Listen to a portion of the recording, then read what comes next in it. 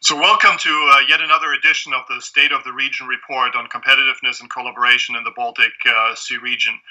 We've done it a couple of years, and it's always interesting to see what's going on in our part of the world. Now, as we look at the economy, I think the overarching impression is that this is an economy that's really firing on all cylinders. The economy is doing very well, and in fact, it's doing much better than it has been expected by many analysts, including us, last year. And so the first question to ask is really, why is the economy doing so much better than we thought just a year ago? I think there are a couple of reasons for this. One is that I think what we might have underestimated is that local consumers have been much more resilient in their behavior than analysts. So as analysts, we focus a lot on the political risks, on some of the economic risks that are out there. But local consumers saw a recovering economy. They saw low interest rates. They saw, in many parts of the region, still rising housing prices that helped them feel better about their wealth. And so that has really driven the economy.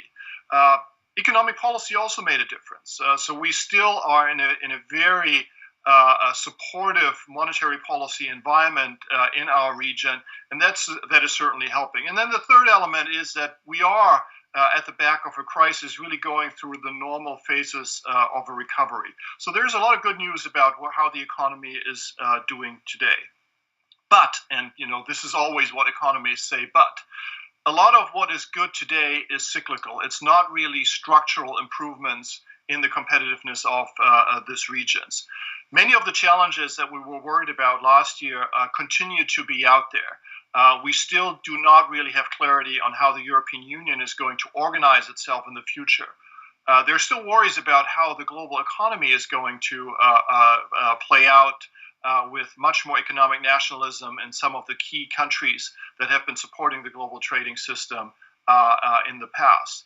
And there are growing concerns that we are cyclical going to move into a more difficult environment as we move forward. Some of this actually is also still visible in the economic data. And I think as you look at the report, what you see is that we really have continued to see the slowdown in productivity growth compared to the period before the crisis. That is true both for the northwestern part of our region, so the Nordics, parts of Germany, but it's also true for the southeastern parts, the Baltics and Poland and parts of Russia. What we've seen, in fact, is that while there still is catch-up, so the less prosperous part of our regions are growing faster than the more prosperous parts of our region, the pace of catch-up has slowed down. And I think that certainly is a worry for a region that still is very heterogeneous in terms of the levels of prosperity that different parts of our regions have achieved.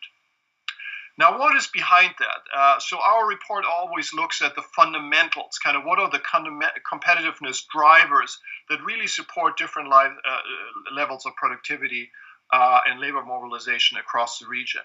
And what we see is really a picture that's not that much change from what we've seen over the last couple of years. Many strengths, and that's why we like to talk about our region as the top of Europe, one of the innovation hubs of the global economy, strong institutions, pretty solid infrastructure, quite strong skill supply, very sophisticated companies, often companies that are really active across the world, but also some of the challenges that we've been struggling with as a region for some time. So relatively little output in terms of economic results compared to the innovation machine that we've created in our region. So we're struggling to really translate our ideas and jobs and exports and money, and still a lot of heterogeneity, that the averages that we see in our region kind of reflect much more strong Nordic economies, but are really not very representative of what we see in other parts of the region, in the Baltics and in Poland. Now, does this explain the slowdown in productivity and the slowdown in catch-up? Not really, because these type of factors, these fundamental conditions in the Baltic Sea region have been around really for a number of years. They haven't fundamentally changed through the crisis or in comparison to the period before the crisis. So what's really going on is that what we've seen is changes in the global economy, the way that the global economy around us operates. And that, I think, is the fundamental challenge that we as a region are facing. How are we going to position ourselves in a global economy that is characterized by potentially changing conditions for global trade and investment, but certainly is characterized by very fast technological change that might structurally affect the way that underlying fundamentals in terms of competitiveness are translated in prosperity. Now, a particular topic that we looked at this year, and I was happy to work with Mikkel, also one of my colleagues here, is to look a little bit more at the subnational regions.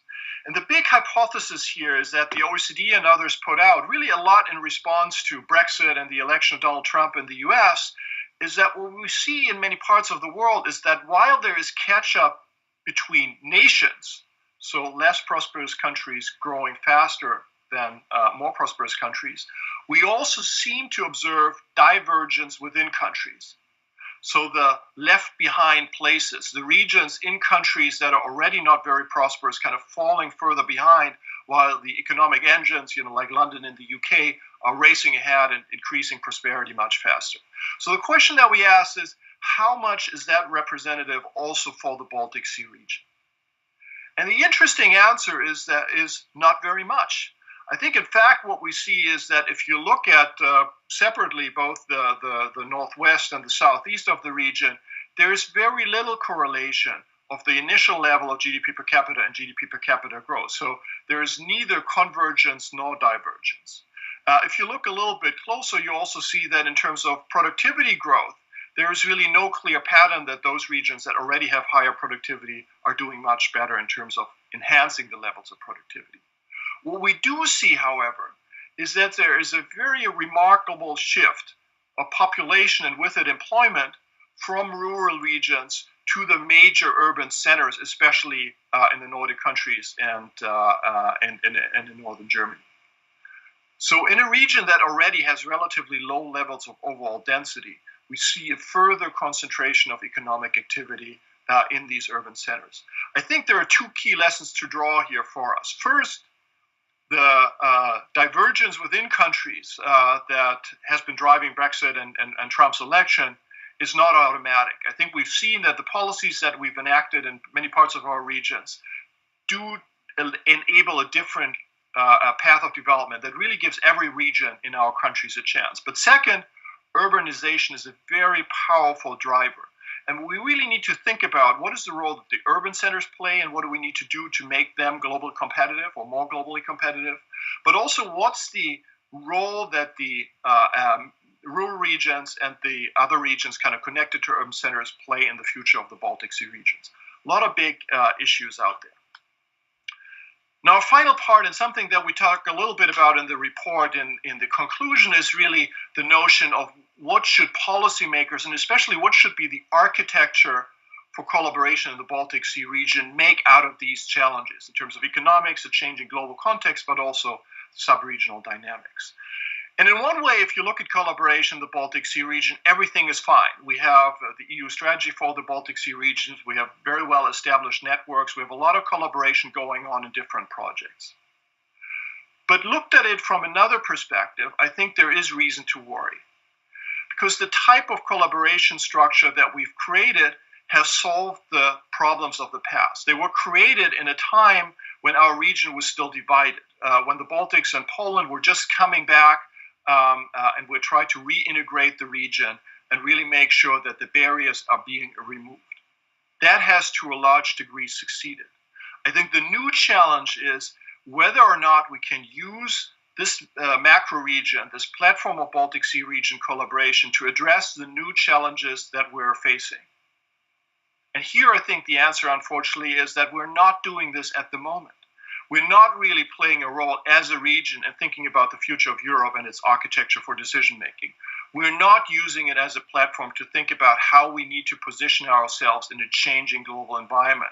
We're not really systematically thinking about how we address together the challenges and opportunities that fast technological change and digital disruption are posing to our region. And the reason, I think, is that these type of new tasks cannot be handled by the old collaboration structures unless we really make a new political decision to go after them and think about whether or not we need to change those structures. So this is why the State of the Region report this year kind of asked at the end for a Baltic Sea region 2.0. I think we need a new mandate for regional collaboration that really helps us to move from our already very respectable performance, but enables us to address these new type of challenges. Thank you very much for listening, and I'll invite you to have a look at the full report that's available for download on the website of the Baltic Development Forum.